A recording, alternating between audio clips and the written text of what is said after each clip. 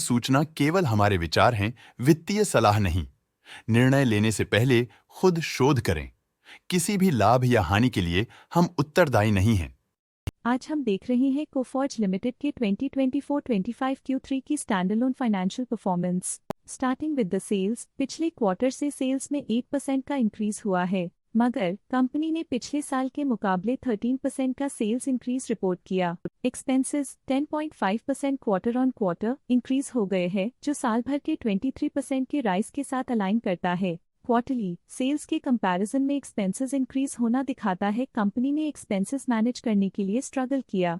Company ने पूरी साल के दौरान चैलेंजेस का सामना किया। ऑपरेटिंग प्रॉफिट, जो पिछले साल के कंपैरिजन में -50% डाउन हुआ है, quarter on quarter around -19.5% decrease हुआ है। Operating profit margin OPM annual basis पे -7.5% से डिक्रीज हुआ है और पिछले क्वार्टर के कंपैरिजन में -2% से डिक्रीज हुआ है। एक्सेप्शनल आइटम्स को ऐड करके अदर इनकम पिछले क्वार्टर के कंपैरिजन में -45% गिर गई, बावजूद इसके ईयरली डिक्लाइन -64.5% हुई है। इंटरेस्ट एक्सपेंसेस पिछले क्वार्टर से 133% अप हुआ, लेकिन ईयर ओवर ईयर डिक्रीज -33% हुआ है। डिप्रिशिएशन कॉस्ट में 7% का क्लाइम देखने को मिला और ईयरली बेसिस पे 25% का इंक्रीज देखा गया। Profit before tax annually -67% decrease हुआ, लेकिन प्रीसीडिंग क्वार्टर से -45.5% डिक्रीज हुआ है। इस साल कंपनी ने 4.5% टैक्स पे किया और क्वार्टरली कंपनी ने 26% टैक्स पे किया है।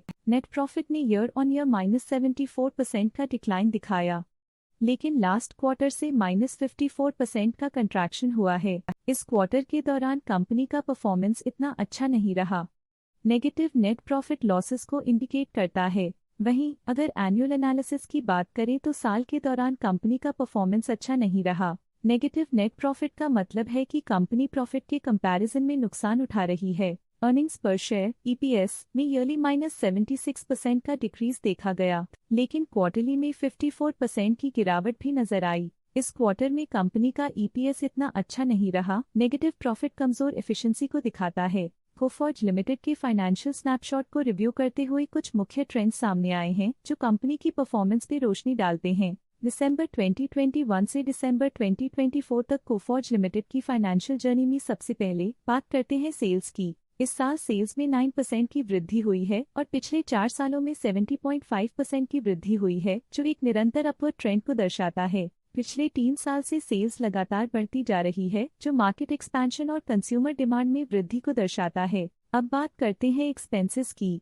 इस साल एक्सपेंसेस 11% बढ़े हैं और 4 सालों में 79% का इजाफा हुआ है। इस साल हालांकि एक्सपेंसेस सेल्स से थोड़ा ज्यादा बढ़े हैं, मगर ग्रोथ रेट्स का करीब होना स्टेडी ऑपरेशनल कॉस्ट को दर्शाता है। इस साल ऑपरेटिंग प्रॉफिट -10% कम हुआ, लेकिन पिछले 4 सालों में 10% का इजाफा हुआ है। एक वृद्धि के बाद पिछले 2 सालों से ऑपरेटिंग प्रॉफिट गिर रहा है, जो कुशलता बनाए रखने में चैलेंजेस को दर्शाता है। इस साल नेट प्रॉफिट में -24.5% की गिरावट हुई, लेकिन पिछले 4 सालों में 41.5% की बढ़ोतरी हुई है, जो कंपनी की मजबूती दिखाता है। इस साल नेट प्रॉफिट में आई कमी के बावजूद पिछले सालों में हुई पॉजिटिव वृद्धि एक अस्थायी मार्केट एडजस्टमेंट को दर्शाता है। इस साल EPS में -27% की कमी के बावजूद लंबी अवधि में देखा जाए तो 35.5% की मजबूत वृद्धि हुई है। इस साल EPS में कमी आने के बावजूद पिछले सालों की ग्रोथ कंपनी की मजबूत ओवरऑल परफॉर्मेंस को अंडरलाइन करती है। चलिए अब बात करते हैं शेयर होल्डिंग पैटर्न की।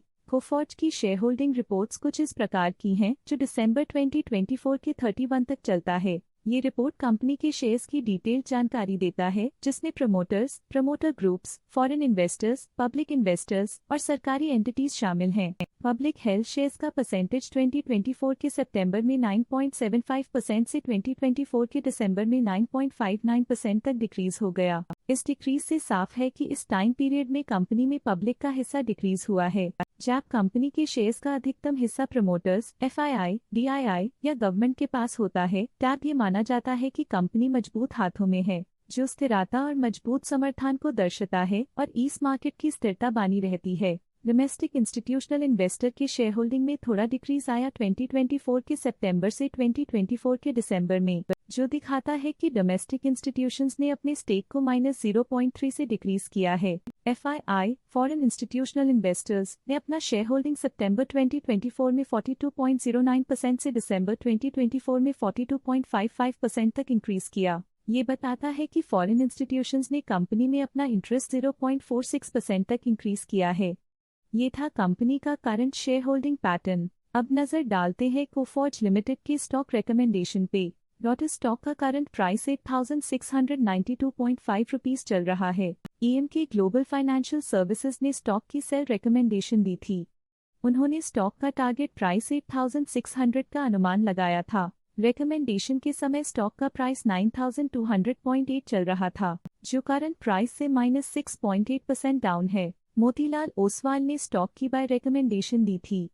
उन्होंने स्टॉक का टारगेट प्राइस 12,000 का अनुमान लगाया था। रिकमेंडेशन के समय स्टॉक का प्राइस 9,200.8 चल रहा था, जो करंट प्राइस से 29.9% अप है। शेर खान ने स्टॉक की बाय रिकमेंडेशन दी थी।